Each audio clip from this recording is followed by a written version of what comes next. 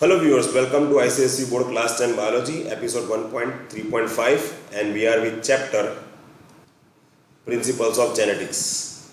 So far we have seen the definition of gene, genetics, homozygous, heterozygous, phenotype, genotype, as well as alleles. And we have also seen why Mendel became successful in his experiments and why he selected garden pea plant, or you can say Pisum sativum. We have also seen about the monohybrid cross and monohybrid ratio, as well as law of dominance and law of segregation. In the previous episode, I have just showed you how to work it out with the monohybrid cross and monohybrid ratio, as well as I have listed some questions which are likely to be asked in board examination. In this episode 1.3.5, we are going to work out with the dihybrid cross and in law of independent assortment. So let us move on to our topic, dihybrid cross. What is dihybrid cross? So when you talk about dihybrid cross, one thing you should know that it is equivalent to the monohybrid. In a monohybrid cross, we have taken only one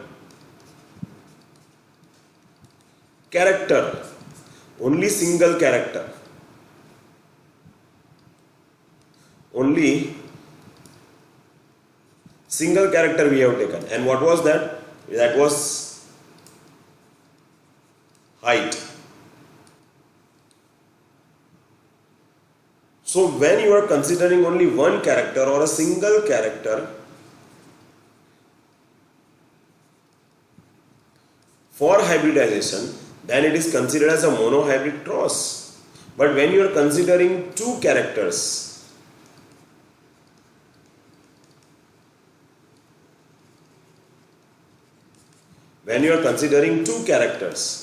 at the same time for a single plant crossing with the another plant, then it is considered to be what? Dihybrid cross. We are going to work out here with a dihybrid cross the same example we are going to select, that what Mendel has selected for dihybrid cross. So once again, what is dihybrid cross? When two characters are considered for hybridization,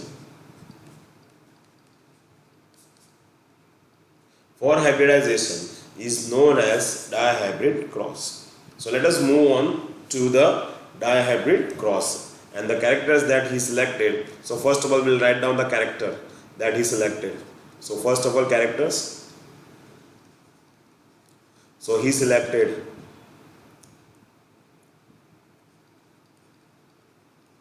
color of seed and shape of seed. Here plant 1,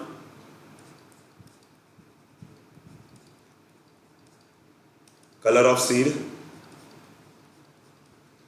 yellow, shape is round. This is plant 1. Plant 2, green and wrinkled. So now these are the phenotypes.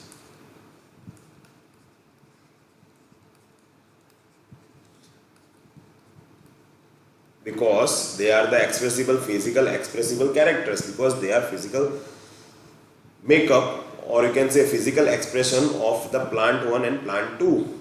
Now one should be dominant, another one should be recessive. So I am writing dominant with the other color. Okay, here. So this one is homozygous dominant and this one is homozygous recessive. So now if you consider the genes for the yellow and green, for the round and wrinkle, then it would be like this. Capital Y, small y. So these one are the genotypes. For round and wrinkle, for round it is capital R, capital R. For wrinkle it is small r, small r. This is also what?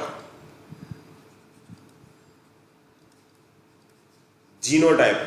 So because their genes are of round and because their genes are of yellow, the plant one is having yellow and round phenotype characters. Because the plant 2 is having genotype small y and genes small r, that's why the phenotypic characters for the plant 2 is green and wrinkle. So now these are the plant with the genes capital Y, capital R, and the plant 2 is having genes small y and small r. So suppose if I want to write for plant 1, then it can be written as here capital Y, capital R, capital R, and here small y, here it will be small r. So this is the plant with this genotype and this is the plant is with this genotype. So plant 1 with genotype capital Y, capital R, and plant 2 is with genotype small y, small r. There is no intermingling of characters here. Capital Y, that is pure. Capital R, that is pure. That's why it is homozygous dominant. And we know capital letters stands for dominant. So we have taken yellow as dominant and round as dominant. Here green and wrinkle both are pure. Small y, small r. It is pure. It is homozygous recessive. It is mentioned in the small letters. It is complementary to capital 1. So it is small, which is considered to be the recessive. Now let us begin our cross. So here we will go for capital Y, capital R, crosses with small y, small r, and this is which generation? Parent 1 generation. Now you have to form the gametes of P1 generation. That means the gamete of P1 generation with capital Y, capital R is capital Y, capital R, and with this one is capital Y, capital R, while with this one is small y, small r, and with this one is small y, small r. These are what? Gametes. And by which process it is formed gametes? By the process of meiosis, as you know that we have also seen in the monohybrid cross. Now here I am going to make a Punnett square. So here Punnett square.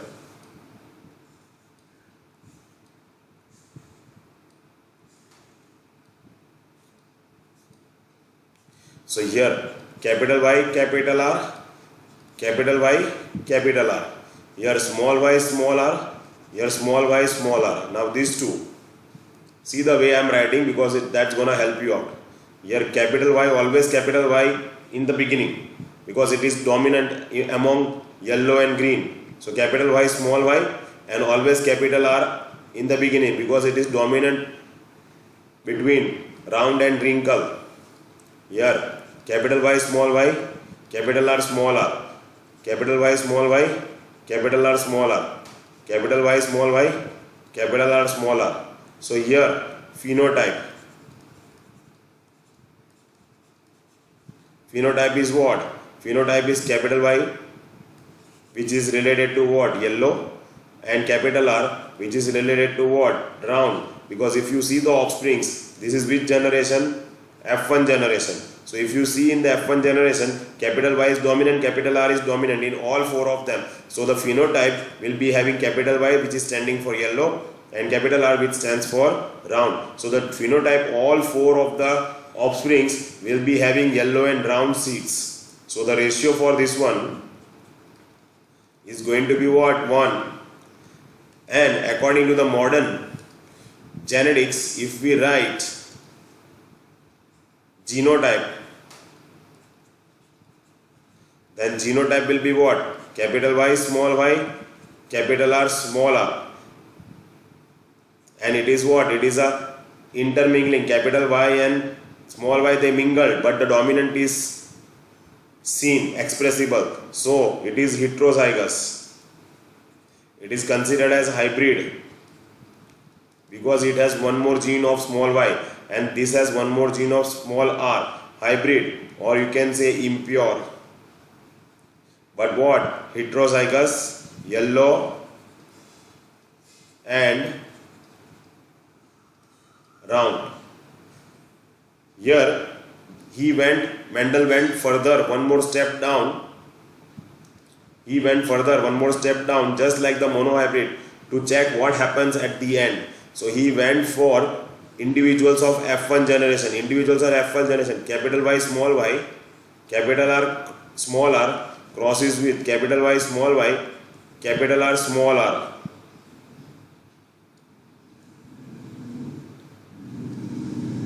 And this is what?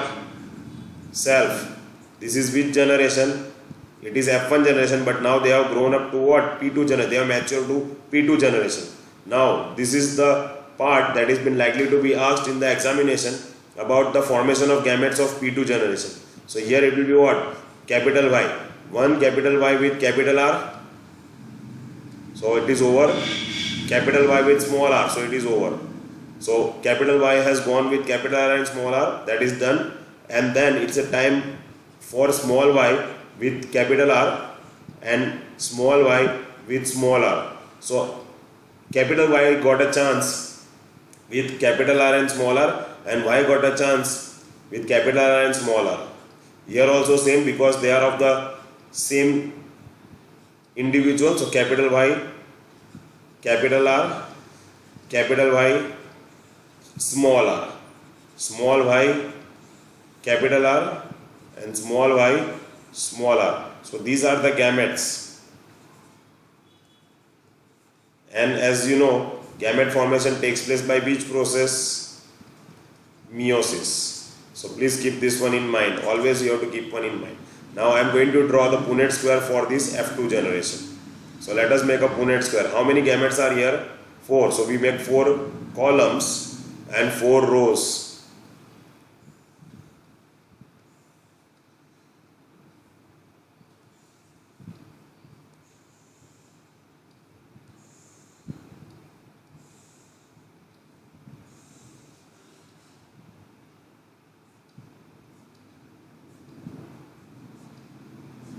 And we'll write down the gametes vertical as well as horizontal. So let us write down first of all horizontal. So I'm going to change the color once again.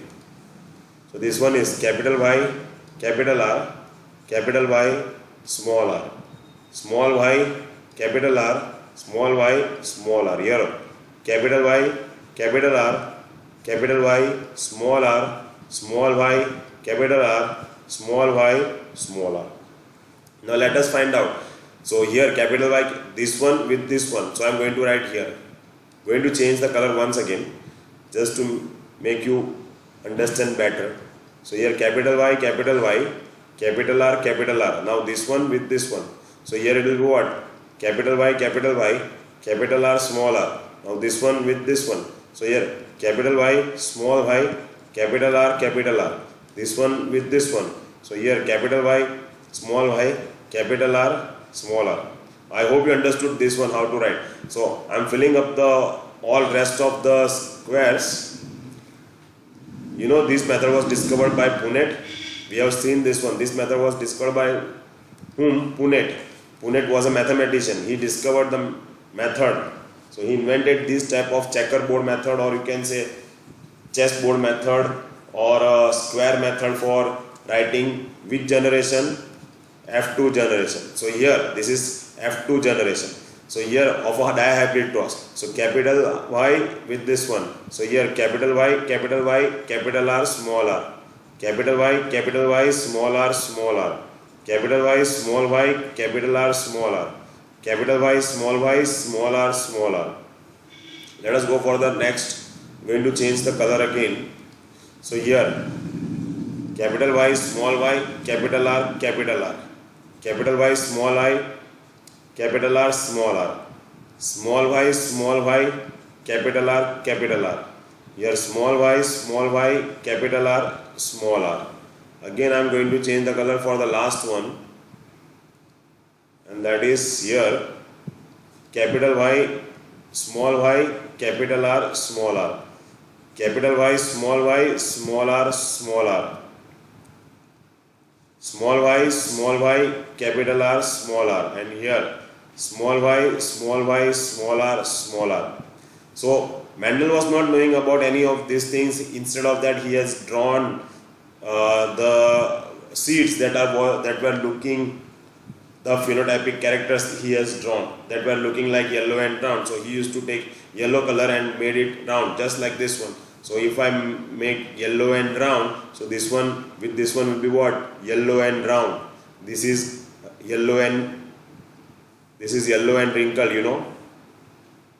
This one is what? Yellow and wrinkled. So yellow and wrinkled. This is green and round. So it is green and round. This is green and wrinkled. I hope you understood. So here also green and round, green and wrinkled, and yellow and round. So this is yellow and round, and this one is yellow and wrinkled. I hope you understood. So that's what he has drawn in his journal, but we are not going to draw for each and everything. We are going for the modern concept. That's why we have written genes here. But if Mendel phenotype you have to write, then you have to write down everything for the phenotype. So which are the phenotype? Phenotype according to the gametes. First one is what? Yellow and round. Second one is yellow and wrinkled. Third one is green and round. Another one is green and wrinkled. Now let us find out how many yellow and rounds are there. That is capital Y and capital R. Here you find capital Y, capital R, capital Y, capital R, capital Y, capital R, capital Y, capital R, capital Y, capital R, capital Y, capital R, capital Y, capital R. Here also capital Y, capital R, and here also capital Y, capital R. So how many are there? If you count, it is 9. Let us go for the another one, that is yellow and wrinkled. So capital Y, small r. So capital Y, small r, capital Y, small r, capital Y, small r. How many are there? 3. So you put 3. Here next one, green and round, that is small y, capital R, small y, capital R, small y, capital R, small y, capital R. How many? 3. And what is the remaining one? The remaining one is small y, small r, that is green and wrinkle. So here you don't have to go for genotype ratio. No need of going genotype ratio. No need of going genotype ratio, because Mendel was aware with the phenotype, not with the genotype. So Mendel has seen the phenotypic characteristics as what? 9:3:3:1. 9 of them are yellow and round, while 3 and 3 of them are yellow, wrinkled, green and round, and one was like the recessive parent, that is green and wrinkled. So this ratio, 9:3:3:1 ratio, is considered as a dihybrid cross. Understood? Is considered as what? Dihybrid cross. So which ratio is known as dihybrid cross? 9:3:3:1 ratio is known as dihybrid cross. So here Mendel was able to formulate the law of independent assortment. Now if you see, according to the Mendel's first law of genetics, that is law of dominance and law of segregation, which was based on monohybrid cross, and he obtained, how many offsprings he obtained? He obtained 4 offsprings, and he formulated that the dominant characters are present in the F1 generations, which were likely to be seen in the parents, and in that one he obtained 3 tall and 1 short. So he had a same sort of scenario in his mind, that in a dihybrid cross he will be having 16, that what he obtained, and in that 16 one he will be having 15 yellow and round, and one will be green and wrinkled.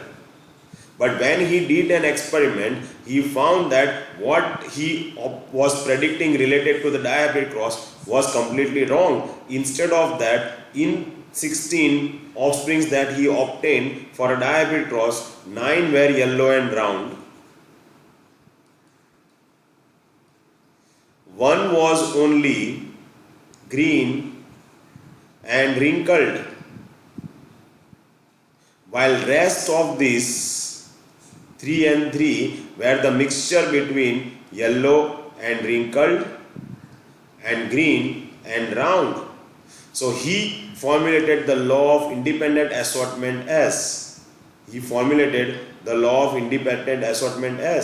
that genes, factors are free to go with the other factors to produce a variety.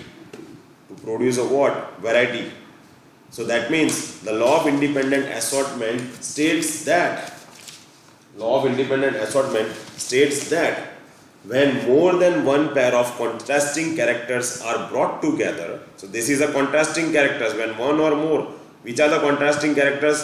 The contrasting characters are what? Yellow and round and green and wrinkle. It is a contrasting characters, yellow, green, round, wrinkle. They are contrasting characters. So when one or more than one pair of contrasting characters are brought, that means one, then it is monohybrid, but it is when more than one pair of contrasting characters, when more than one pair of contrasting characters are brought together. When more than one pair of contrasting characters are brought together in an individual, it is definitely, it's going to produce a variety independent. They are free to separate from their distribution. So they are free, they can go with, green can go with round and yellow can go with wrinkle, in order to produce what? In order to produce the variety. And what is a variety formed here? Yellow and wrinkled, green and round. So whatever he predicted about the dihybrid, that he will be obtaining 15 yellow and round and one will be green and wrinkle, that was completely wrong. And instead of that, he found that 3 and 3 were the hybrid variety. They were impure. They were heterozygous, right? As well as they obtained a definite variety, cross between yellow, round and green, wrinkle. So yellow can go with wrinkle and green can go with round.